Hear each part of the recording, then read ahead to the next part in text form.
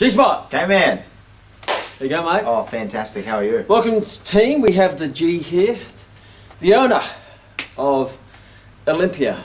And today we're going to talk about some great systems that G's actually put into place. Because every time we get together, we always share ideas of how to make things more efficient and effective. Always. Most importantly for your members. Absolutely. So how can we put together, the question is, how do you put together the perfect, effective, efficient, and every other E word I can find, enjoyable, exciting, enthusiastic gym floor? Yes. So it's productive and wow your customers. And we've had this chat over the last few months. Yeah, we have. And G's put in some great ideas into his gym floor. Yeah, I'd love to share. I think it would have been probably about my last trip to New Zealand, so probably a month ago, where Kman and I had a really good chat about how to, like Kman said, create a great system. Or, you know, the example Kman used was really your system for your product is the glue that makes the business what the business is. Holds everything together. Well, exactly, and we were really excited. We're a couple of months into our new business at Olympia, our new site, which is grown from being a smaller studio. For those who don't know, that's Olympia Transformation Sanctuary? Olympia Body Transformation Sanctuary. So previously we were a smaller studio. In Brisbane, if you want to go and pop in. That's right. Just to make sure we're not just power-pooing. That's it. You're going to actually see the system in place. Yeah, we'd love to see you. So yeah, it was a smaller studio, and in recent times, over the last couple of months, we've expanded to be bigger premises. So, we've gone from effectively 160 square metres to 340 square metres. So with new territory, it creates newfound systems. And look, I'll start with what the challenge that Cleo and I felt, who's the other owner of Olympia Body Transformation Sanctuary, my beautiful partner, the challenge that we felt within the couple of months of opening a new business was there was something missing. It was this beautiful exterior of a place, but there was a core part of it missing. And you sort of had the body of a car, but not the engine. That's right. And it wasn't running, so it looked very nice. But under the bonnet, nothing was happening. And I'll tell you how we figured that out. Must be one of those new hybrid cars you can't hear the engine. Yeah, exactly. There was no engine. That's right. And I'll tell you how we figured that out. We had new people that loved the idea of coming and joining the club, but what they weren't doing after they joined was coming. They weren't coming. So there's nothing to come for. And that was the biggest thing that we wanted to do that was very different to what was happening. Well, I guess in the marketplace, particularly in this day and age, you have a lot of the 24-hour facilities. That's and a lot of health clubs. Some will promise the world and deliver nothing. Yep. So you come in, we'll look after you, join your membership, you pay you, and you go in there, and basically it's up to you. Exactly. You have to design your own program. No one's there to help you. No one writes your programs. No one motivates you. No one even talks to you. That's right. Then you have the other facilities where they don't promise anything. They say you come here, you pay your 1 cent a day, or whatever it might be. You have use of the facilities, but you don't get any service. That's right. Which is probably more true than the other ones who say you get service, you don't get it. True. So ultimately, you're basically just paying for the use of the facilities, and everything else is up to you. That's right. So you got the show, but nothing. And without the engine, we were heading down that track. You were just going to be, you wanted to build something different based on your values of actually helping people, but really all you were doing is building a facility for them to help themselves. Yeah, it was beautiful. It's beautiful. Beautiful facilities for people who didn't come to. What's a beautiful Ferrari without the engine? Well, as Enzo Ferrari beautifully says, you're paying for the Ferrari, you're paying for the engine, yeah. You're paying for the gearbox, yeah, and everything else is for free. Yeah. Now he had the opposite. It was all about the engine and the product and the quality and the speed. And the early ones didn't even have a radio. What do you want to have a radio for? The engine sound is a radio. Yeah, exactly. And if you want to change the station on the radio, you change gear. And if you want to change the volume, you push the accelerator. So true. Now the perfect Ferrari is a beautiful luxury Ferrari that has all the bells and whistles, and there is actually something of quality under the engine. Which I feel that's where we've moved with Olympia now. Well, a lot of gyms these days will have the facilities, but they have the facilities but no engine. And the engine is what you want, is to get you from A to B. The facility is to make it comfortable for the journey from A to B. So you were heading down that path, and I recognised that by a few visits. Yeah, and That's right. So initially we recognised that not nearly as many people were coming as what we wanted to come. And then when I had the discussion with Kman and Rowie and said, why do you think that is? We came to the conclusion that people don't, or Kman was, helped me come to the conclusion where if people don't feel confident on what they're going to do, or they don't know or have something planned, like a program, for example, on how to do it and what to do, then they just won't do it. So Kman told me a great story about one of his first experiences working in a club on the Gold Coast called Lifestyle. It was and the funny thing is I didn't realise how good it was and how far ahead of the times it was. And even today it's far. And I was sharing with G the system which we put together there back in 1902. It's looking good. Yeah, it was. We were actually in the late 80s. Great music era in the great 80s. So first of all, we had great music. Yeah. So I'll just share a little bit, and then I'll share what we did then, and how G's taken those concepts and actually taking them to another level. Yeah. Not necessarily a high level or low level, just a different level, and customise it to his facilities. And I was saying the beautiful thing about the club at Lifestyle, we had some great team players there, and I was only a young buck learning, is that the end result, we got the club, the club was probably about, not including their little aerobic room, not much bigger than here, it was probably about 400 square metres. Yep. So it's not a big club. However, that club ended up building up to 1,500 members, which is far too many for the size. And when I first got there, it had around 500, so we actually built it to 1,500. And it got to the stage where it was so big and it was so crowded that we had to put a stop on the membership. So now we had a waiting list. A waiting list. We actually put a waiting list on there, and there was several hundred people on the waiting list. So someone would come in and say, "Can I join?" I says, "No. Well, the best we can do is put you on the waiting list." And I say, "How long would it take before I can get a membership?" He says, "At least 6 months before one pops off." Because when people join, they stayed for a variety of reasons. Not only that, back then there was no automatic payment debits. You don't pay week to week. It's an upfront payment, and it was $365, which is about double any other competitor. So it was double the price, and we had chockers, like a sardine can, and at that particular time I didn't really take much note of it because I was just young, and the only thing I was really interested in was myself. Yeah. But and obviously the clients. But if I look at how that happened, is basically the culture that we developed, and you developed the culture, you developed the look. Yeah. Of the club. If you go to Olympia, it is the most beautiful club I've ever been to in the 33 years of my career. Just go and see it's Elizabeth Street in Brisbane. Yep. He built this beautiful looking body of a Ferrari. Yeah, absolutely. And Lifestyle was similar to that. And also, it was beautiful, and the intent was there. The intent was there, you just didn't know how to... The system wasn't there. The system.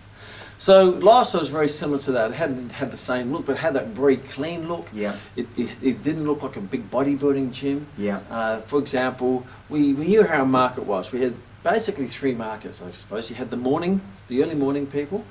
So you had the very early morning people, which were, the mums. Yeah. So you had the mums. We would come in for there around 8:30 through to about 10 to 11 o'clock. So straight away in that time period, we played music that appealed to them. So the music was very, 80s style. Yeah. And so we looked at the music that played for that demographic. Then you had earlier than that, or just after that, you had some of the retirees. They'd hang around, the retirees, the elderly. So what time was that? Well, you had the very early people get up early, the Yeah. retirees. They'd come in between 6 through to 7. Okay. And then you'd have the ones who come in around mid-morning, and they'd hang around to lunch, and they'd go and do lunch, right? Yeah, cool. So you had that. So you had to play music which was probably now 60s, 70s. Some Frankie Valli. Yeah, exactly right. Exactly right. Then in the middle of the day, you had it was but we had a lot of shift workers. Being on the Gold Coast, shift workers would come in, and they didn't want to be too upbeat because they had long shifts. Yeah. And then you had the afternoon crew, which is more the young crowd. So the music we play for the young crowd is more nightclubby type music, but you never played that in the morning because that was the morning people. Sounds similar to us, really. So we found that it's important that you had different music for different groups. Yeah. Now, if I go through the system, and again, at that time I thought that was just normal. Every person who joined, no matter what, it was compulsory that you had a what we called a fitness test back then. Yep. Now we do what's called a health check. Yep. So not one person was a member without sitting down with me, because I was the exercise physiologist. Yeah. I came up with Impressive. a big wonky title for myself. So you had to sit down with me and I did a fitness test. So I did all the silly things that we don't longer do. But yeah, it had an opportunity. Everyone sat and I wrote the program. Now every program was designed by me, probably because I was the most qualified in the gym and Yeah. that was my title. And on the cards would have the exercise and what to do, had the name, any health concerns, what their goal was. And I used to write on the top, there was two cards, there was a blue card and a pink card. Blue for men, pink for women. Yeah. And I had to write their name in big letters on the top. The reason why I always write it with a felt pen, big felt pen with their name on the top. And the reason for that is that if I'm on the gym floor with you and you're doing a workout, I can come up, I don't know what your name is, but I can have a quick squint at your card, and your first name is in big letters, and I go, oh, Dane, how you going? So that way I could always find out what their name is. Big felt pen letters. And same with the ladies, big felt pen. Yeah. So everyone got a test, a check with me. Then I'd pass them on to a gym instructor, and I would do it sometimes, and that person would get 2 what we call gym stars. Yeah. So that would be the instructor would take them through the gym, show them all the exercises, reconfirm, book them in for the next session. It was a booking system. Yeah. You'd booked in, and I'm not saying that you do that now, but you can get some ideas. And this is what G launched from. For sure. Booked in for the second gym start, and then on it there'll be a date of when your next evaluation would be. So it was normally about 6 weeks after. Yeah. Booking for next evaluation. It was written on your card. And I'll explain why this is the case. So you had all the exercise reps and that, and had a little box down the bottom. So they'll be given, and then at the end they say, are you ready? Do you know how to do this? Can you do it by yourself? Yeah. We're always here to help you. And off they go. So no one could train without their card. Yeah. So I could be on the gym floor and I looked through, and every member had a card. If they didn't have a card, we'd go up and say, hey, how you going? How's training? Build rapport, find out, reconfirm. Hey, where's your card? Oh, I forgot it. Okay, we'll go and get it. Yeah. Because you had to use the card. And no one could do their own program. They all had to do my program. Now, Yeah. if they were already experienced, and they said, look, I've got my own program, they said, fine, you still have to do the fitness test with Kman. Yeah. And what he'll do, he will approve your program. Because one thing that no one's allowed to do, no one's allowed to do any dangerous, silly, stupid exercises on the gym floor, Same which is as the us. gyms these days are full of them. Going to any commercial gym, there's people doing all crazy shit, right? Definitely. So if you wanted to do the crazy stuff, you weren't allowed to join. Yeah. We were not allowed to do any dangerous programming in this gym. Now we could do that, and we did that before we were full, and that's build the culture. And if you want to come in and do your own thing, tough. Yeah. Go somewhere else, because that's not the type of person we Well, want. you have a waiting list. Waiting, exactly. Yeah. So we wanted a safe environment where we cared for, and if someone didn't really take to that, then obviously they're a know-it-all, and we don't need a know-it-all in the Yeah. gym, because then all they would do is conflict with the gym instructors Definitely. anyway. We controlled the market also by a dumbbell rack. The dumbbells only went up to 20 kilograms, and there were some adjustable dumbbells, which is a big hassle. So who doesn't come to a gym with dumbbells only up to 20 kilograms? Bodybuilders. Bodybuilders. Now, nothing wrong with bodybuilders. You know, some of them are nice people, some of them are not. Like every human on the body, so, you know, in the earth, some are nice, some are not. But we didn't want bodybuilding culture, so bodybuilders would never come here. Yeah, probably similar to us. Like we have a bodybuilding element to the business, but even those people are massively open to learning. Yeah, and you pre-qualify that. That's right. And we pre-qualify them, because if they don't want to sit down with me to discuss their program, then obviously they're not welcome here, because they already know it all. They should go to the gym and do their own thing. But here, everyone's a family. So that was the everyone had a program. So when someone would do their program, when they finished their program for the day, or their training session, they'd have to use a compulsory brought to a gym instructor. And the gym instructor would say, and there'd be a place down the bottom for the gym instructor to sign off. Says, oh, gee, how'd your training go today? So what it made sure that there was some connection between. Absolutely. Everyone had a connection with the instructor, even if, you know, I didn't speak to anyone on the gym floor. They all had to come to me and speak to me. Yeah. Now the goal was that everyone had to be spoken to at least once. So we call it the 2-minute magic minute system, where you go around and work the gym floor. But even if you didn't get to everyone, that person would eventually come to you and say, can you sign me off? And I say, oh, okay, certainly, yeah, and how's training today? So that built a bit of rapport, connection, human connection. Absolutely. Then I'll look at the program, oh, your bench press went up today, and and then I'd look up here and say, you know, if there's an injury or how's the knee going. So it triggered all these triggers. Oh, how's the knee going? Because it's on the card. That's all rehabilitating, okay? Or fantastic. Or how about you try this now? I'll make some suggestions. I might say, hey, you're due for a re-evaluation with Kman. Yeah. Because the date's there. And I also, as myself as the physiologist, I had a little diary. So if I did the fitness test with you, in 6 weeks' time I had to do a re-evaluation. So I'd go in my diary in 6 weeks' time, put in there, contact G. Isn't that cool? Contact G, he's due for. So I knew when everyone was due with my consultation book, who was booked in and who needs to be rebooked in. Then they would give me that, I'd sign it off, and then I'd put it into a tray, and we'd file that tray back into the filing cabinet. Now, worst case scenario, if I wasn't there or something, I had to be called out for an emergency or a chore, whatever it might be, and I didn't get the sign off, all the members had to put their card in the tray. Wow. So then when I filed that tray back away, I'd go through the cards and say, oh, I didn't get to sign off Bob today. Oh, okay, see how Bob's going? And I put a little remarks. The next time Bob comes in, I go, hey Bob, great session last thing. I know your bench press went up by 5 kilos. Yeah. So when Bob would come back, he would come back to the filing. There's a male and a girl filing cabinet. Yeah. Come back, open up the tray. Bob will get his card, off he goes, and he'll start his workout to his style of music. Yeah. And with that human connection. So that was the foundation of, I guess, what we did back in 1908. and it certainly worked. And high customer service, high retention, Yeah. high price, high value of the right people. So I was chatting with G, and you can see these little light bulbs go off, and go, how can I use that into what I'm building? And he hasn't done exactly what we did, because you take a great idea and you massage it into. For sure. And So based on that model, G, the timing of our chat was perfect, because we were just about to sign off on an app. That's right. Yes, you're going to do an app. So tell us about the app. Well, I mean, the best thing about the app was it took the IT people so long to get it sorted. Yeah. So what it meant is we didn't end up using it. You never really know. So what the app was, it tracked the results of the clients. They punched in their sets and reps and progressions to their phone or their tablet. Although when Kman was talking to me about this program card, the first thing that came to my mind is, do I want a whole club floor or gym floor full of people on their phones? Yeah, exactly. Typing in their sets and reps? Well, no, because that takes away from our culture, which is a family feel, and people talk to each other and they introduce themselves. So that was one thing that went off. Another thing that went off is if we're prescribing all the programs, people can't do stupid exercises. So I'd already spent quite a few hours going and explaining alternatives to different exercises. Well, we had a good chat about that. I said to G, what are you building?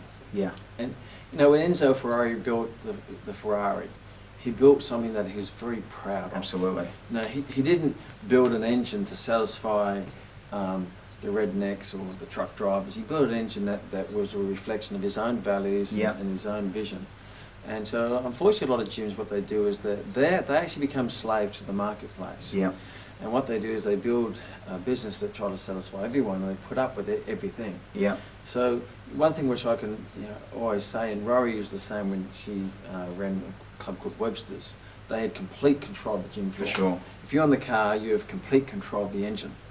So if you're in a business, you have to have complete control, and you've got to be proud of what you do. And Rory was exactly the same. She built something pretty much exactly what I did, but we never actually knew each other. It's amazing. She's on the same page. And we also, she took it to another level where she put in express lanes, which we'll talk a bit about. They're pre-planned exercise cards, so you don't have to customize. And we've done something similar to that as well. You've done something similar. So ultimately, what I was saying with you, when you walk into your gym or your health club, you look over your life, your business. Are you proud of what you see? And if there's someone in the corner, getting a dumbbell and swinging it around, is that a reflection of who you are when you know that exercise is dangerous?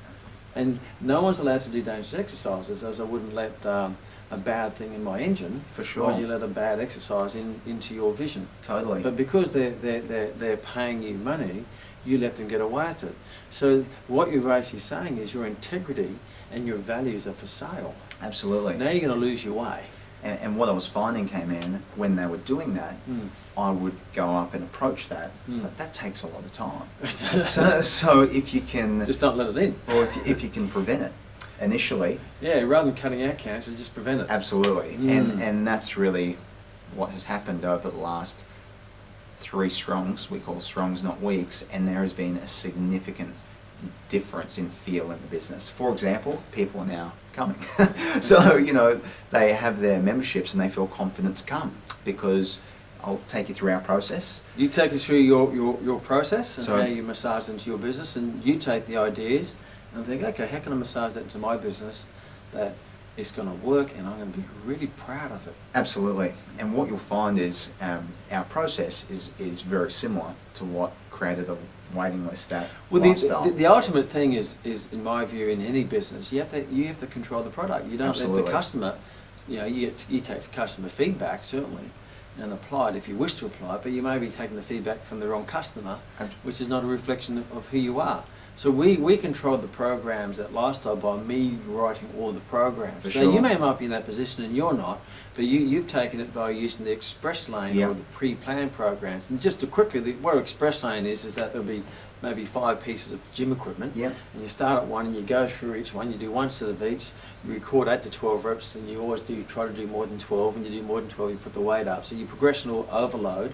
But everyone has the same anatomy. Yeah, So, that's right. You know, you have the same anatomy as me, so we basically did the same exercise, but maybe at varying levels of intensity and progression. So you may have an express lane of gym equipment, and Rory did this in her club. She had 2 express lanes, and a guy called Joe Sorelli from Gainesville, Florida, is one of the masters of this. And each of his express lanes had a different colour card. So your yellow card, you do the yellow express lane. Oh, wow. Your blue card, you do the blue. So the beginners did the yellow. So rather than people coming and saying, "Oh, what's the bench press? Where's the leg curl?" Yeah. You know, they'll call it this exercise 1, 2, 3, 4, 5, and it might be exercise chest, back, legs, but it's not bench press, lat pull down, because people don't know that terminology, but they know what the chest is, and they know that's the express lane yellow, Yeah. and that's exercise 1, 2, 3, 4, 5. So Rory did a machine base for beginners, which everyone can use that, beginners and advanced. And if you wanted a bit more challenge, you could do the express lane 2, which was instead of a lat pull down, it was a chin up. Yeah. Instead of a bench dip, or maybe a chest, it was a dip. Yeah. So it was more advanced, a bit more free weight base for more of the advanced. That makes sense. And she did exactly the same thing with the cardio equipment, because she didn't have a lot of cardio equipment with her members. So there was cardio equipment available, but there was an express cardio. So it was four cardio, a bike, a stepper, a treadmill, and you spent 5 minutes on each, 5, 5, 5. That way it maintained traffic flow and took the confusion out of programming. It was just go through the system, go through the system. That makes sense. So that was how she did it, and basically you don't have to have someone individualising programs. That's You it. do that, or you do personal training. And we're probably somewhere in between. So share what you're in between. So when we have a new member that gets started, the first thing they do is, well, like a gym checker, you call it, or a startup, gym startup, where they get 2 personal training sessions. And that is a great induction into the club, because we get a feel for the members to make sure they're going to fit our culture. Yep. And they also get a good feel for our culture to make sure they're going to fit it as well. So the first one, pretty much their first session, is finding out about them, their goals, whatever they may be, followed by a full max personal training evaluation. Yeah. So the first session that we do with every client is boxing, push-pull legs, then intervals at the end, stretch and massage. Chest exercise, back exercise, leg exercise, compound base, Absolutely. time efficient and effective. So that's the first session for every new member. And then... So one of your personal trainers takes them That's through? right. And- Or Cleo or myself. Okay, so won't go into detail. You could either pay the personal trainer a small fee to get the opportunity to convert them to a client, or Yeah. the trainer may wish to do that to get a lead to convert to a client. So Sure. that's up to your model. And in our system, it's a great opportunity for the To personal convert, trainer you're to get giving them client. a qualified lead. Very. So qualified they're going to train with you. Yeah, exactly. So that's the first session, and then after that first session, the personal trainer then writes the new member their program card, based on where they're at with what they've now got a feel for in their first session. Yeah. So for example, and it's based also on the amount of times they can roughly come to the club as strong. So it is personalised in a way. A week, for those who don't know what a strong is. Strong is a week. Oh, as strong as a week, yeah.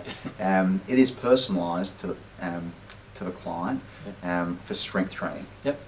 So that strength training program is written, the person understands it, then when they come back on their second gym startup, what now happens is the trainer, the same trainer, now takes the client through their full program card. Yep. So every single exercise on their program card to make sure they feel comfortable with it, confident with it, and they know exactly how to do it. Yep. Which has been the key, because now people feel confident to come by themselves. They want to come because they know how to do it. Absolutely. Confidence builds confidence. True, and what the trainer is also able to do is set the client what is going to be happening with the trainer, and also what the trainer wants the client to do by themselves. Yeah. Because having one personal training session a week with a trainer, in comparison to having one personal training session a week with a trainer and the trainer prescribing another 3 sessions a week, is going to get the result a lot quicker. Of course.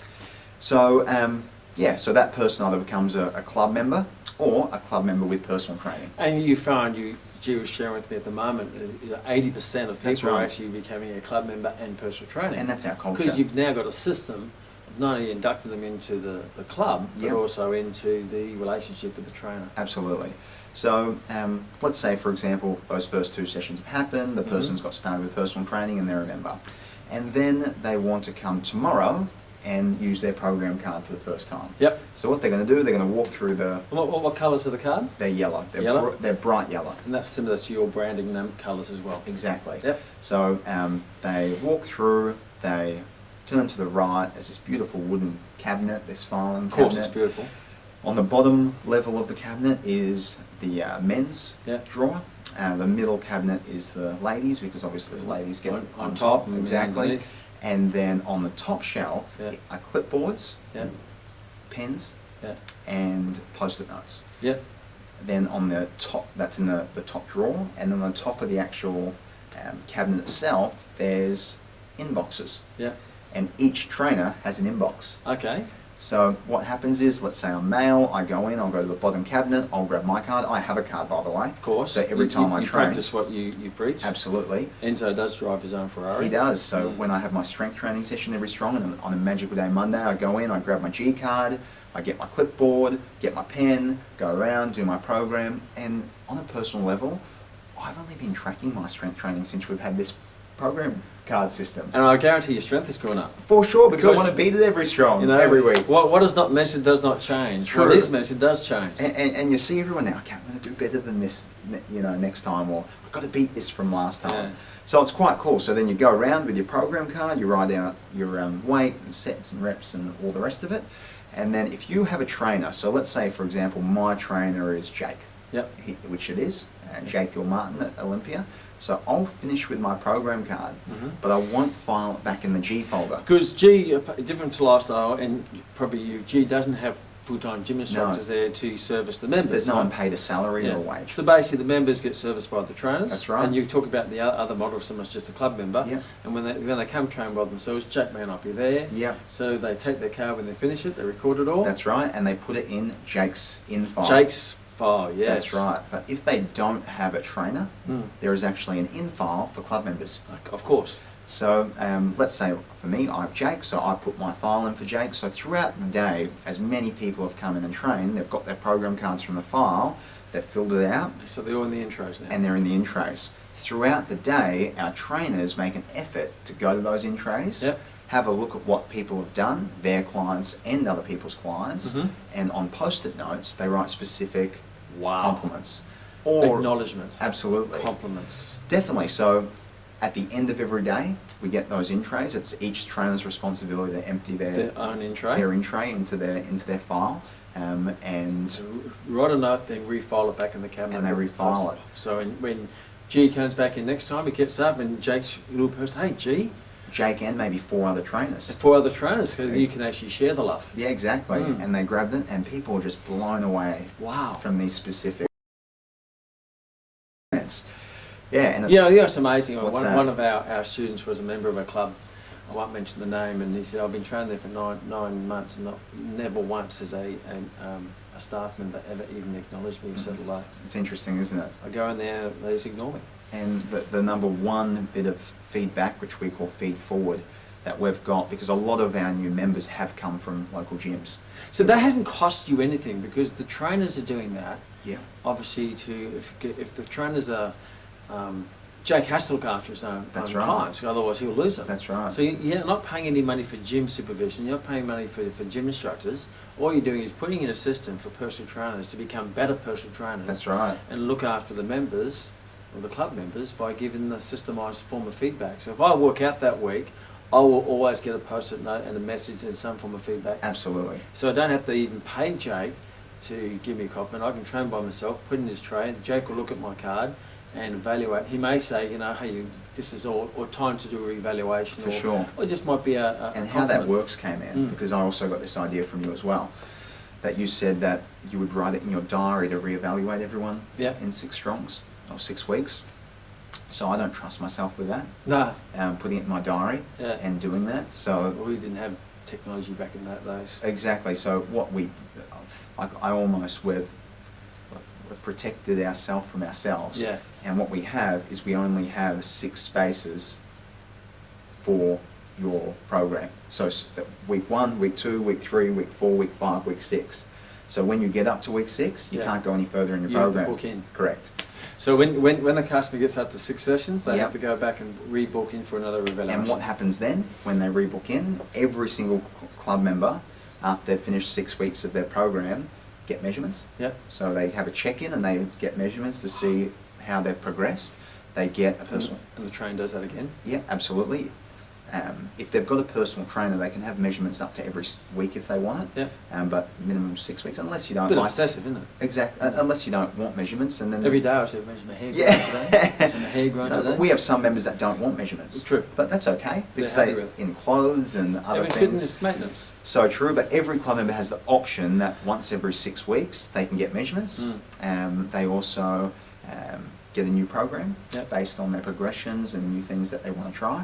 And also get taken through another session because they have to make sure they understand the new program. So when people finish their program card and they don't have a personal trainer, so the trainer gives them the card, they go and do it, let's do 6 sessions, 6 weeks they can reevaluate, they put it into the club. So who does that? Because the club file? Yeah, so obviously Jake will probably do Jake's. Yeah, there's very rarely where they go and do everything else, because people do what's just enough. That's right. You know, so after the 6 weeks, who does that session? No, at the end of the day. Oh, Cleo and I. So you sit down. At the end of the day, if there's cards still in the files, you sit down, bring them all out, and you may find Jake's not doing it, which I'm sure Jake is. Yeah. You say, Jake hasn't been doing this, and then you can have a chat to Jake, because you're doing the feedback for Jake. For sure. So that's a great way to identify whether your trainers are actually doing the job, because Jake will say, I give my customers feedback all the time, and maybe that's not the truth. Yeah. But this is a system that if Jake isn't, you find that his info is building up and not getting emptied out. So you empty out what's at the end of every day. Every day. So you empty out the clubs, which don't have a trainer, so they always get feedback from you or Cleo, which is just... that's like getting feedback from God. Yeah. And on that same token, if we forget to do it, the trainers keep us responsible. So hey, you haven't been emptying out what's going. Everyone is. I guess the beautiful thing about this whole system that we've already chatted about is, yes, you look at the apps thing, but the thing is, when you look at people on their phone, you don't know whether they're actually on their card or their Facebook. So, but if you look at it, and everyone's got a card, and it's all in the files. It's tangible, it's old school, we'll talk more about that, but it's what we call transparent.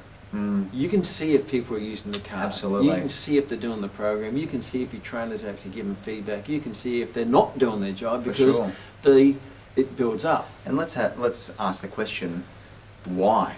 Why is it so important to have a program? Well, based on our experience and our goal, which is to help our clients get their result as quickly as possible, that's what's on that card. Well, Of course, I mean, that's what clients are paying for. Exactly. You know, if you want to make a business successful, you have a business plan. That's if right. you want to change your body, you need an exercise plan. And I think if people had a marriage or a marriage plan, more marriages will. Agreed. Because they just, you know, it's the old saying is, we planned the wedding. It was a blast. It was fantastic. The marriage, it was a disaster. We didn't plan that. So if they put as much effort in planning their marriage and they did planning their wedding, because people don't plan, they get out there and all of a sudden we're married and love will take care of it all. That's no, right. it doesn't, because the plan keeps you, lets you know when you're on track, off track, gives you guidance, gives you accountability. So it's quite amazing in this day and age that, you know, the old program cards seem to be a thing of the past. And we find they're our biggest asset. Well, since you've been training, what's happened to your results? Oh, they've gone up. With a card. And Jake would share that with you. Any elite athlete will have a training plan leading up to the Olympics. You know, it's not why just get in there and train and see what happens. I asked you a month ago, what do you do on bench press? What do you do on leg press? What do you do on your dumbbell row? Do you know those numbers? Well, if you do, you're better than me. And how much have they gone up in the last month? I didn't know those answers. You just move, and they're just doing what you've always done. Unless you've got a photographic memory. So you know? I guess that the point being is this system and how you massage it into your own business is now transparent. Yeah. You can see everything, and you know, you may choose apps or whatever it might be. But yeah, today's just an idea session of looking at some different models, and I guess from my view, my eyesight is getting worse with my age. From my view, most gyms just don't have a model. They don't. They build an infrastructure. They throw a bunch of personal trainers on there with no guidance. They all come from different churches or different religions. Yeah. They're all doing their own thing, and it's just like a big food court of mess. And from being a new, for use of better words, gym owner, I can see how that could happen. Oh yeah. Because so much focus goes into building a successful business, which is increasing memberships, that it's easy to get complacent on what is your DNA, what is your skeleton, what is your structure, you know, but really... Well, when you get a member, what are you going to do with them? And how are you going to keep them for life? Me being a part of Max for so long is another big part that was alarm bells. Because when somebody is accepted into Max, okay, they're going to do the executive trainer program. So the structure is flawless. It's all business. It's so structured, you know, so I know when somebody's doing that program, it's like, okay, great, well, that's going to be looked after because there's a great structure and produces great results. System. Fantastic system. So, yeah, and look, one last thing I'll share. Do share. So on that program card, that the 3/4 of that looks after the strength training. Yep. Then down the bottom, there's a place to put down this is gold. Card numbers. Now the strength training is being taken care of. As we know, a quick way to burn body fat fast is cardiovascular activity. So you got the strength exercise you maintain, and down the bottom you have a cardio. You don't call it cardio sessions. No, we call it fat burning sessions. Fat burning, because people aren't there to get cardio. So what's your goal? To get cardio. No, to lose lose fat. To lose fat. Isn't that interesting? So maybe name your programs after the words that your client uses. No one in our club uses the word cardio. It's like you just don't use that So word. tell me about, so they do their strength, they do that, and then they want to do cardio. So tell me about the numbers. So let's say, for example, you're training in Olympia 6 times as strong. So one of those days you do your full body strength training, and then another 5 you want to come and do fat burning, for example. Then what you can do, instead of building fat burning or cardio exercises for yourself, like I'm going to do the treadmill, I'm going to do this, all you do is you grab a card. There's 100 cards. There's 25 level 1s, 25 level 2s, etc., etc. So that's a cardio plan that you've set out. We've structured all of them, 100 of them. So give me an example, what would be one? What would be on one? Okay, so for example, a level 1 would be 3 minutes warm up on the treadmill on level, say, 10, for example, and then 5 minutes worth of 30 seconds on, 30 seconds off intervals at 80% of your maximum work rate. So that goes for 5 minutes, and then you go on the rower, and you do a 500-meter row, and then you go and do 20 burpees, and then you do 20 jump squats, and you repeat that again. So that would be card 1. So each card has a different set of exercises, That's different right. intensity levels, and they go up in difficulty and intensity. Level 4 is the most difficult. So when they do and they all that, have different colours. all different colours, and then when they do that, they put it in the training card. I did card number 3. I did card number 3, and it took me 40 minutes. So the time will determine how you're getting fitter. That's right. So now what you've done is you haven't just systemised the strength training program, you've systemised all the cardio, pre-planned cardio That's right. workouts. Because people hop on a treadmill and go, well, now what? And just run. Also, people are time poor. Yeah. So if you only have time to do 20 minutes, Yeah. you'll only get through it once. Okay. Which is fine. Brilliant. But if you have time for 40 minutes, you might get it through it 2-3 times if So you're super cater fit. for your lowest common denominator and then build from there. Definitely. With intensity or volume. And what's kind of cool, because these were only implemented in the last week. Yeah. In the last strong. So what's This is fresh off the block. So what's kind of cool is we have 100, and we have some very determined members that want to. Get up to the top level. They want to hit all 100. They want to do all 100. Ah. So what we have getting Who's made. the first member to do all 100? That's going to be interesting. Yes. You know, I've got a few people in mind, but we'll see. But we're getting a plaque put on the wall, Mm. the 100 Club plaque. Wow. So for whoever gets all 100 workouts complete, their name will And go they up get a on little our trophy? wall. Yeah, absolutely. They do now, don't they? Exactly. Yeah. Not before 20 seconds ago, but now they'll get Yeah, a see? trophy as well. Because when you share ideas with people who constantly think of ideas, like we just had an idea, just plaque, this is what I just did. I went, and they give you a Trophy, trophy. of Because course they'll get a trophy. If you give one of your members a trophy of achievement, it doesn't have to, it just could be doing the sessions. Yeah. You know? If you look at this, we've run marathons together. We have. And what do we have to remember the marathon? Our medal. We have a little medal. Where's your medal? It's up my. Yeah, you keep a little home. medal. Now, we think, wow, that's special. I'm the only one who got a medal, but the 10,000 other people who ran the marathon and the other million people around the world wide who ran a marathon, but I got a medal. Exactly. Because one of the, you look at the 5 love languages, and we won't go into that today, but one of those 5 love languages is acknowledgement. Absolutely. That's the first one. And the first one is acknowledgement. And then if you can make that acknowledgement tangible, there's no saying people do nothing for money but put their lives down for medals. Yeah. I was walking down Queen Street the other day, and there's someone in the military, and it's around Anzac Day, which is the other day, Yeah. and he's got all the medals down. He's proudly wearing all these medals. And I went, wow, straight away I saw that, I had instant respect. It's impressive. Because he looked magnificent in his uniform, but he had these medals. Yeah. So now you Don't know what they mean. No, but they mean something of Exactly. significance. And people want to feel significant. So G just shared he had a plaque, and I said they have a. And he says, Trophy. of course. Of course they're Well, they gonna- do now. So well, when G definitely. goes home, he's going to be looking at maybe medals or little trophies. I 'cause think a little trophy. with Olympia on it. 100 Club. Because when they go home, they're going to put that on their living room table or their shelf. And Facebook. And Facebook, they'll play, and you're going to Facebook it too. Well, you got So to. Facebook bang, good marketing, They deserve the good acknowledgement. growth, and people can say, "Hey, what's the trophy for?" And say, "Oh, I'm in the 100 Club.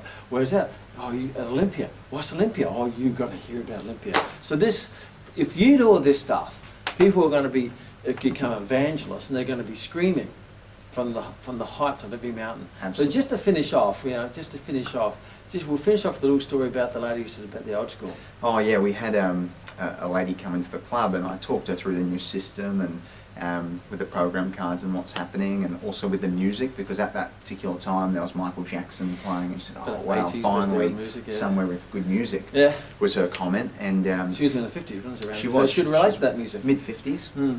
and she was looking around, and people were talking to each other, So- and what I did, Not those little things out the ears. I started at one end of the club. I said, "Sandra, this is what makes Olympia a little bit different." And there was probably about 15 people in the club, and I started at one end and said, "Damo, Yeah. Eloise, La, La, La, La." Wow. Went through Adrian, did every single name of everyone that was in the club.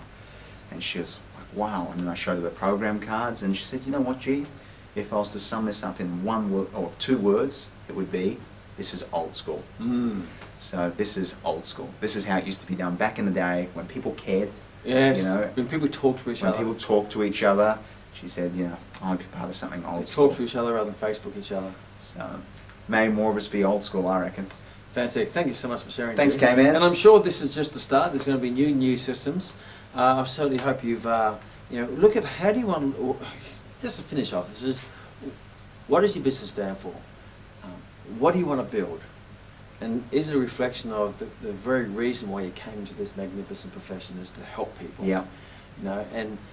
First thing you have to help people, and then you get the financial rewards later. So what am I building?